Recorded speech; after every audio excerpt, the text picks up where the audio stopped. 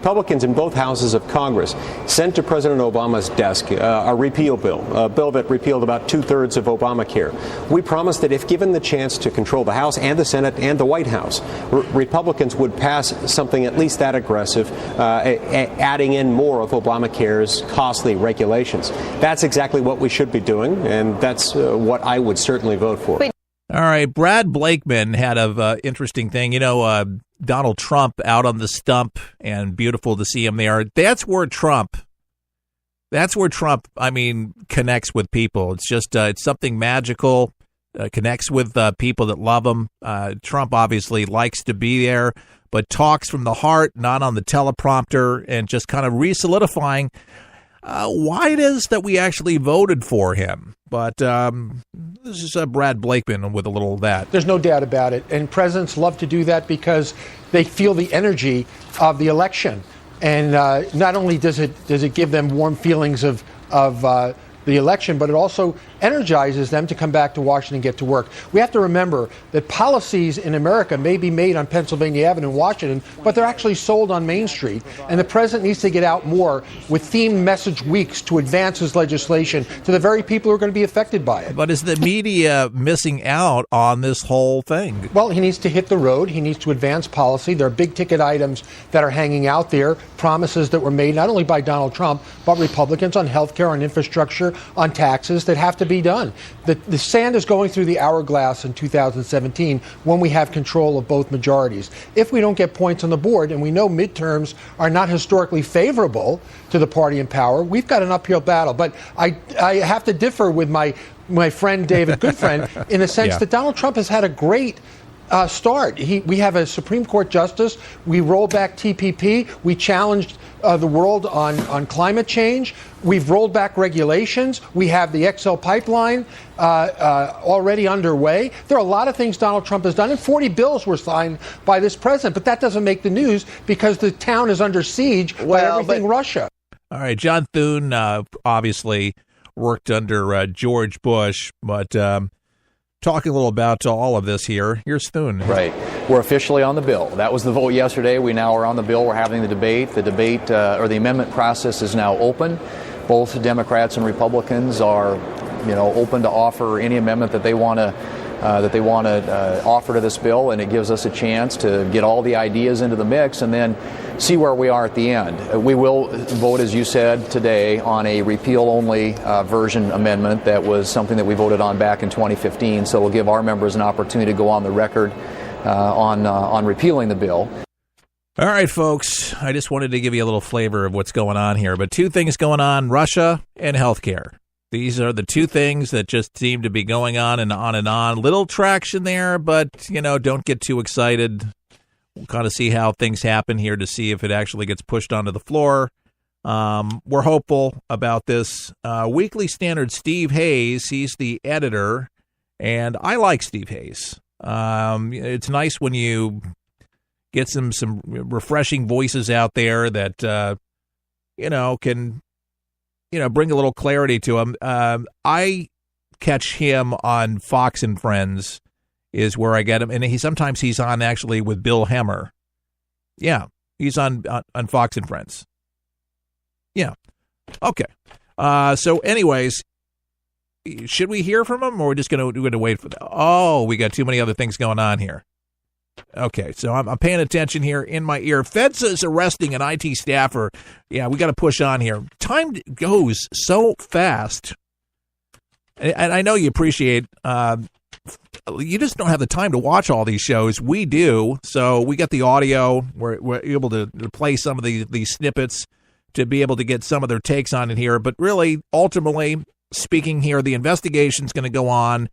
And we all know that there's nothing burger is what they've been calling it. And I love when Junior calls it, but everybody on the pundits call it nothing burgers, nothing with collusion. Once that gets out there, how many other important matters do you think are going to be discussed? And this has just been such a burden here right now. But now, ultimately, the big deal with Sessions is really the conversation, how a scar this is going to be on the White House, what a blemish this might be.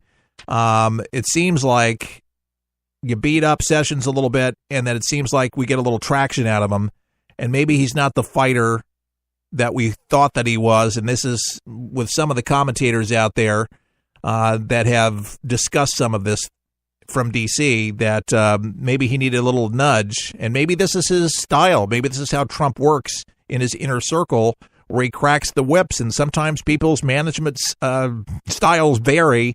This could be the point of how he's able to, get people in the right direction and cracking the whip. Sometimes it works, sometimes it doesn't.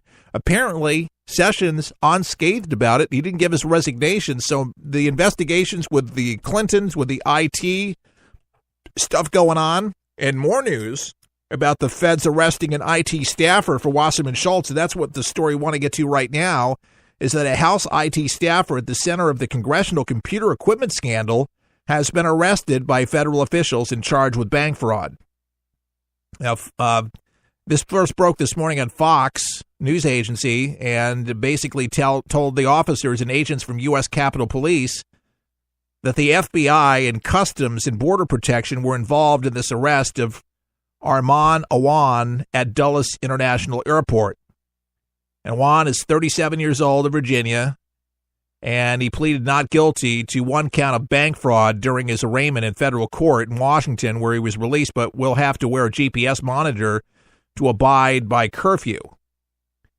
But apparently overbilling was a big thing, and then Wasserman Shultz has now fired Awan, according to his spokesperson David Dameron, said in a statement yesterday that they canned her, but canned him. Authorities also have looked into IT workers putting sensitive house information on the iCloud and potentially exposing it to the outside sources. So there could be a huge leak here. Wasserman Shultz, another investigation from her.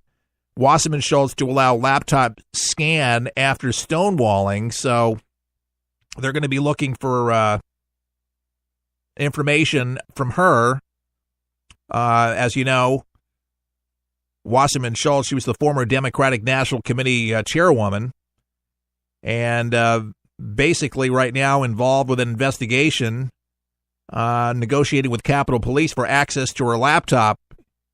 And until this point, she has resisted the USCP efforts to look at her computer, even suggesting consequences from the agency if the computer was not promptly returned. So a big investigation there. And with Sessions, with Hillary Clinton, with her computer, with BleachBit, with erasing drives and sensitive information, and Comey, this stuff is going to be resurrected again. You thought Comey was out of it, out of the woods? Not a chance. So that's where Jeff Sessions is going to shine if he's able to get Comey. It seems like this man really, you want to talk about collusion, my friends, you're going to see a lot of collusion with the State Department, just a big snare with the Justice Department, the FBI, big snafu there. And you're not telling me that Obama didn't know anything that was going on here? It really smells. Russia's not the big story. It's never been the big story. That's why the Dems have really loved this. The big story is going to shift to Hillary Clinton, where she's going to be back in court. James Comey's going to be back in court. Loretta Lynch is going to be back. Oh, the band is back again. They're all going to assemble in Washington, D.C. We're going to all see them give testimony. And could we possibly see some prosecutions where we see Jeff Sessions really acting like the top law enforcement official, the top cop, as the AG, as Donald Trump is looking for him to really enforce the law and make an example, and it should have been made an example all along. The Boy Scout James Comey, no. Releasing that information to a friend and to the Post, bad idea. Certainly had caused a colossal firestorm in D.C. on starting an investigation and then did not follow through.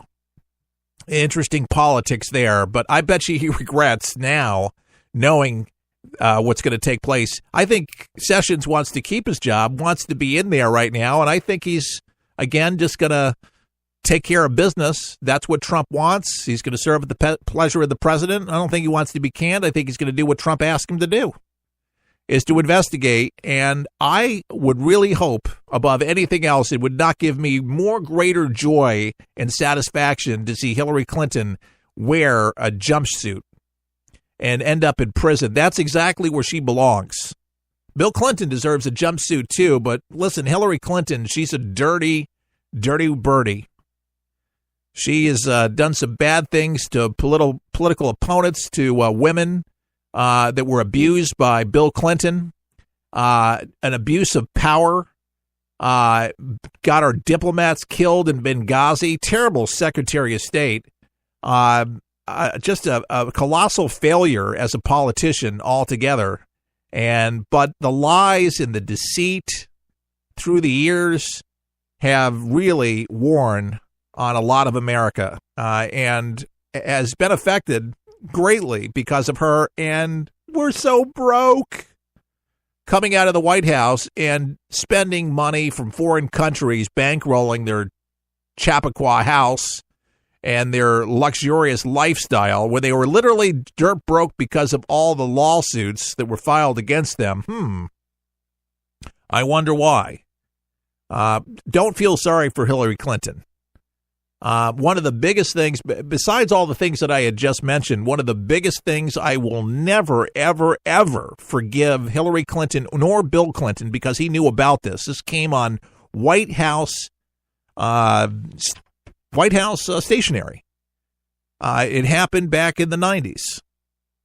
We're back in 96, 97. There was an email sent, a physical letter, an email first, but a physical letter. And Pat Show, that was running with Ross Perot at the time, was in the office with me and Cliff Curley and Ed Miller from the United Auto Workers, where they were trying to acquire Chuck Harder's For the People, which they absolutely did.